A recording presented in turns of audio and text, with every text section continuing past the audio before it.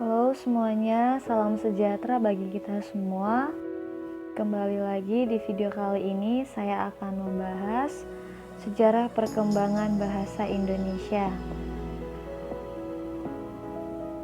Tentunya orang Indonesia tidak semua tahu sejarah dari bahasa Indonesia.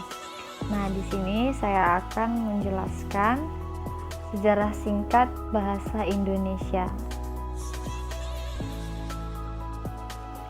Nah, bahasa Indonesia telah dinyatakan sebagai bahasa nasional sejak tahun 1928, jauh sebelum Indonesia merdeka.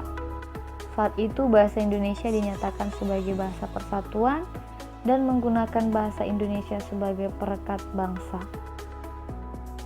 Saat itu bahasa Indonesia menjadi bahasa pergaulan antara etnis, lingua franca yang mampu merekatkan suku-suku Indonesia.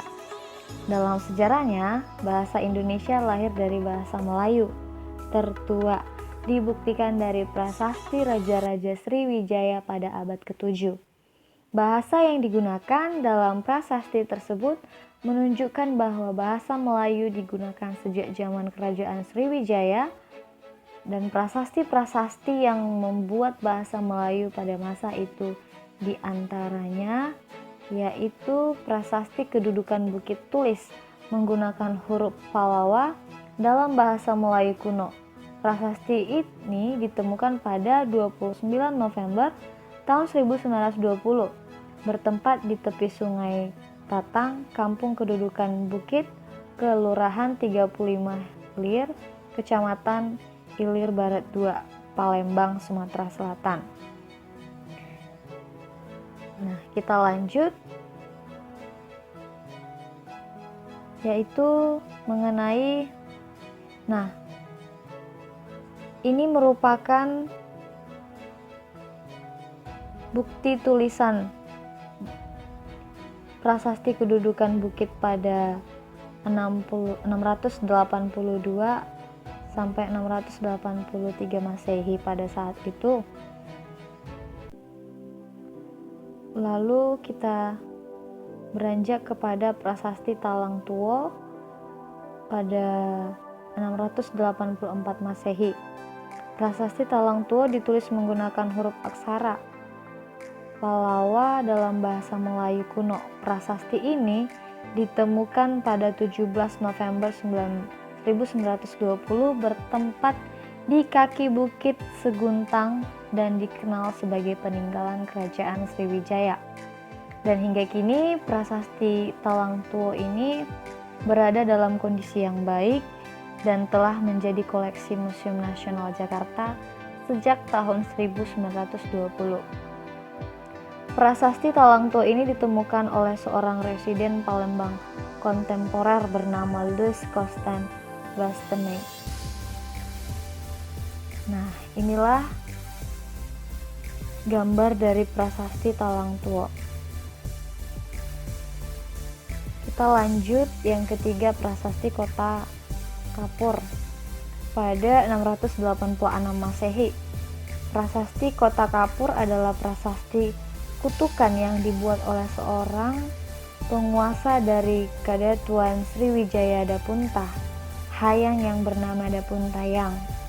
Selanjutnya pada Desember tahun 1892, prasasti ini ditemukan di pesisir barat Pulau Bangka. Disusun Kota Kapur oleh Jack van der Meulen menemukan prasasti ini dan dipercaya sebagai prasasti pertama mengenai Sriwijaya serta merupakan salah satu dokumen tertua berbahasa Melayu. Nah, ini adalah gambar dari prasasti Kota Dapur.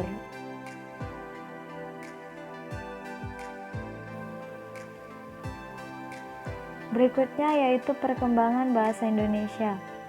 Peristiwa-peristiwa penting yang berkaitan dengan perkembangan bahasa Melayu hingga bisa menjadi bahasa Indonesia yaitu memiliki sejarah, dan sejarah ini dipaparkan berdasarkan tahun peristiwa perkembangan bahasa sebagai berikut. Yang pertama tahun 1901, yang kedua tahun 1917. Nah, pada tahun 1917 ada beberapa faktor penyebab bahasa Melayu diangkat, yaitu ada 5 faktor. Berikut 5 faktor tersebut. Nah, kita lanjut. Saat-saat paling menentukan dalam perkembangan bahasa Indonesia adalah pada tanggal 28 Oktober 1928. Hal ini dikarenakan para pemuda pemilih memancangkan tonggak yang kukuh atas perjalanan bahasa Indonesia. Ikrar Sumpah Pemuda dalam naskah putusan Kongres Pemuda Indonesia berisi butir-butir kebulatan tekad yang berbunyi demikian.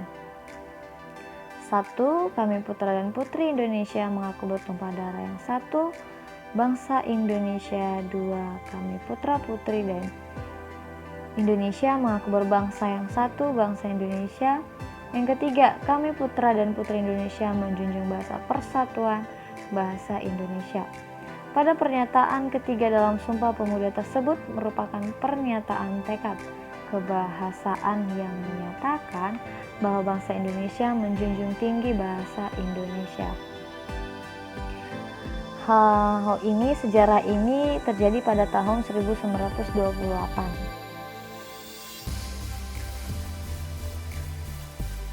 Selanjutnya, tahun 1933, yaitu secara resmi sastrawan muda menanamkan dirinya pujangga baru, yaitu angkatan sastrawan ini dipimpin oleh Sultan Takdir Alis Jahbana beserta rekan-rekannya. Nah, yang kelima yaitu pada tahun 1938. Pada tahun ini secara langsung Kongres Bahasa Indonesia 1 di Solo dengan hasil bahwa usaha pembinaan dan pengembangan bahasa Indonesia telah dilakukan secara sadar oleh cendekiawan dan budayawan saat itu.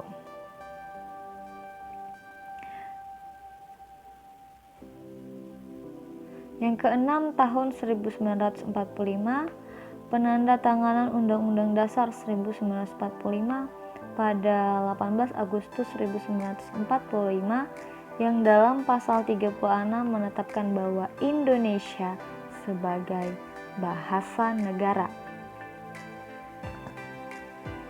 Dan tahun 1947 pada tanggal tersebut diresmikan penggunaan ejaan Sowandi sebagai bahasa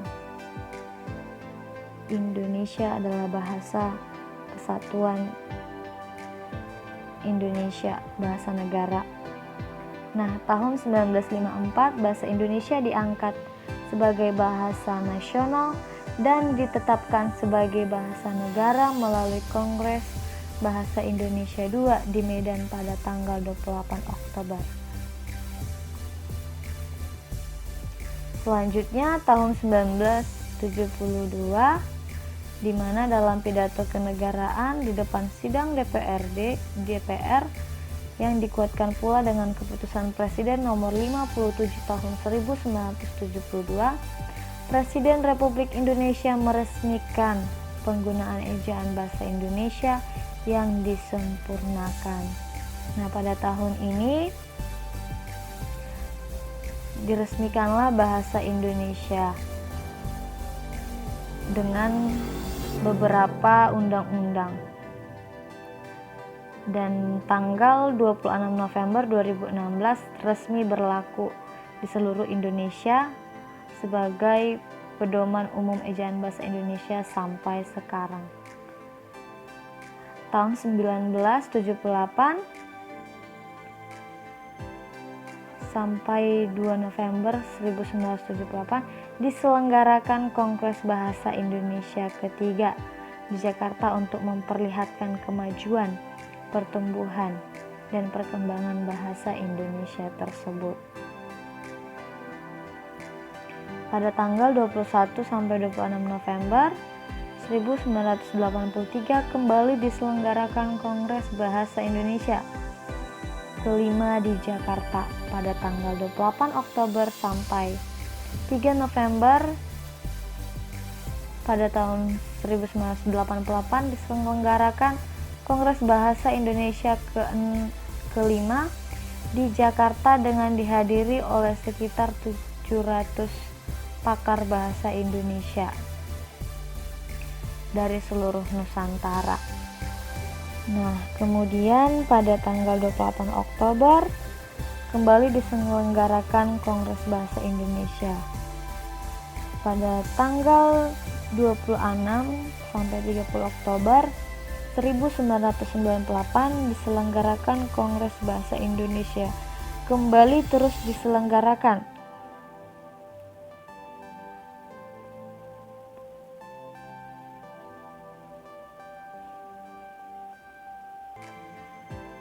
Lalu selanjutnya pada tahun 2003 diselenggarakan Kongres Bahasa Indonesia.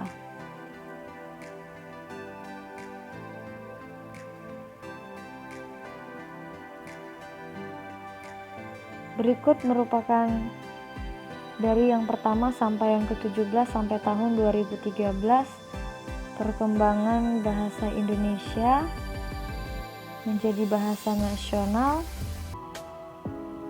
dan sebuah penelitian berjudul Exploration in the Function of Language pada tahun 1973 oleh Halliday Michel yang menemukan 7 fungsi bahasa di antaranya, yaitu fungsi instrumental adalah melayani pengelolaan lingkungan, menyebabkan peristiwa tertentu terjadi.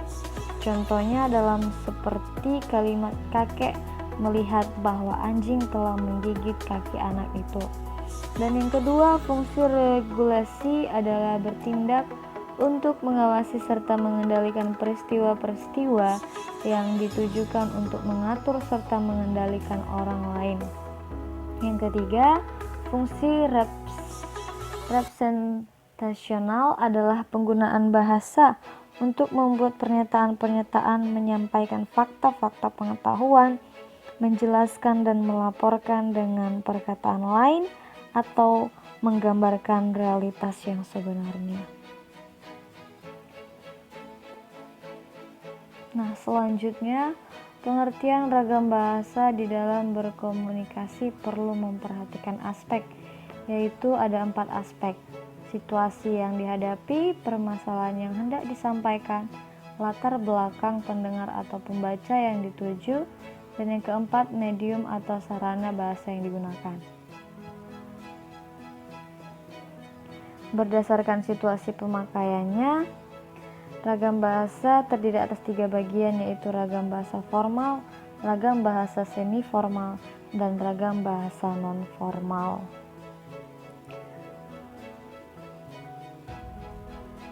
Kemudian ragam bahasa lisan adalah bahasa yang dilafalkan langsung oleh penuturnya kepada pendengar atau teman bicaranya.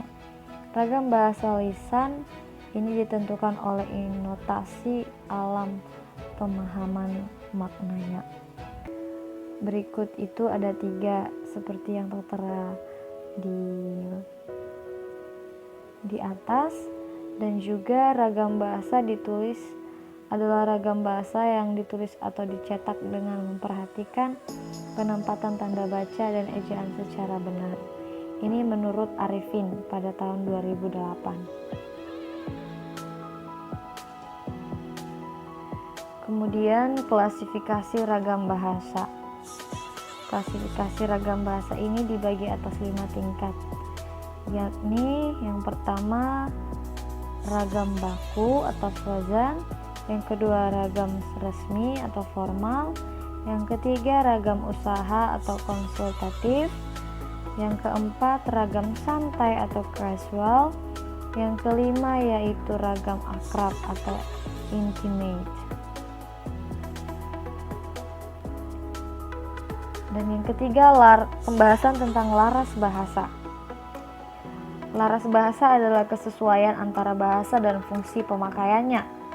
Laras bahasa terkait langsung dengan selingkung bidang dan keilmuan, sehingga dikenallah laras bahasa ilmiah dengan bagian sublarasnya.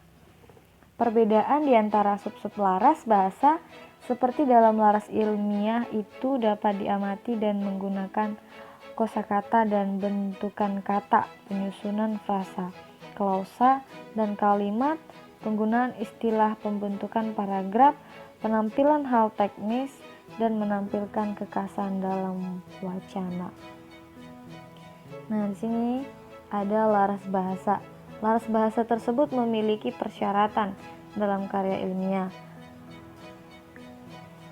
Ada 5 syarat. Yang pertama, menyajikan fakta objektif, ditulis secara cermat, disusun secara sistematis, menyajikan rangkaian sebab akibat, mengandung pandangan yang disertai dukungan dan pembuktian, dan ditulis secara tulus serta bersifat ekspositoris. Yang ketiga, laras ilmiah populer. Maaf, tadi yang pertama kita laras ilmiah, yang kedua laras bahasa keilmuan, dan yang ketiga laras ilmiah populer. Laras bahasa keilmuan adalah faktor-faktor penentu berkomunikasi meliputi partisipan, topik, latar, tujuan, dan saluran atau lisan atau tulis. Yang ketiga itu adalah laras ilmiah populer.